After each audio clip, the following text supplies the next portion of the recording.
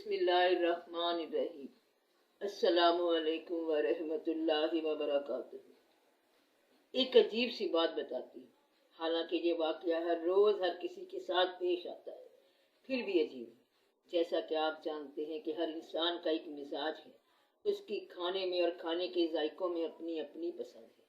کسی کو سبزی پسند ہے، کسی کو گوشت پسند ہے۔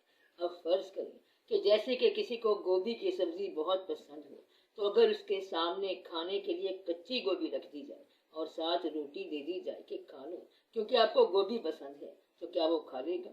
اسی طرح کسی کو گوشت پسند ہے، اس کے سامنے کچا گوشت رکھ دیا جائے، مرغی کا، بکرے کا یا مچھلی کا، اس کے ساتھ روٹی کھا لو کیونکہ آپ کو یہ پسند ہے، تو کیا روٹی کھا سکے گا؟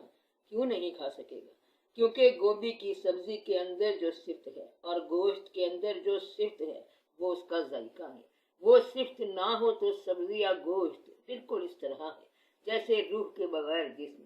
اللہ پاک نے انسان کے لیے دنیا کی ہر نعمت بنا دی، اسے ایک رہنے سہنے، بڑھنے پھولنے کا ایک مکمل پلیٹ فارم دے دیا، لیکن اس شرط کے ساتھ کہ ذائقہ اس شے میں موجود ہے، لیکن اسے پانے کے لیے آپ کو ان مراحل سے گزرنا ہوگا کہ پہلے گوبھی تیار کرنی پڑے گی، اس کو کاٹنا، پکانا، تیار کرنا، اور پھر اس کا ذائقہ یعنی اس کی صفت ظاہر ہوگی۔ اسی طرح کسی انسان کی خوبی، اس کی صفت، اس کی پہچان، اس کی خودی اس کے اندر چھپی ہوئی ہے، جس کو پہچاننے کے لیے اسے ان مراحل سے گزرنا ہی ہوگا، تب جا کر وہ ظاہر ہوگا، تب وہ آشکار ہوگا اور پھر شاہکار ہوگا۔ کتنے مراحل ہیں، تو وہ مراحل کون سے ہیں جو اسے اس کی پہچان کروا دیں؟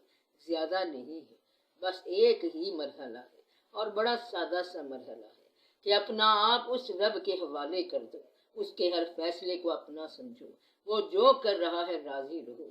اس سے یہ ہوگا کہ آپ کا دل مطمئن ہو جائے گا، اور جب دل سکون میں آ گیا تو کسی بھی قسم کے حالات آپ پر اثر انداز نہیں ہوں گے۔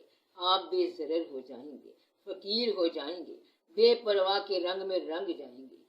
جب آپ اپنے نہ رہے تو پھر وہ جو پہچان آپ کو دے گا وہی آپ کی خوبی ہے، وہی آپ کی صفت ہے، وہی آپ کا ذائقہ ہے، وہی آپ کی پہچان ہے، اور وہی آپ کی خودی ہے کہ دکھانا نہیں چاہو گے تو وہ دکھائے گا، سنانا نہیں چاہو گے تو وہ سنوائے گا، بتانا نہیں چاہو گے تو وہ بتائے گا کہ یہ میرا بندہ ہے۔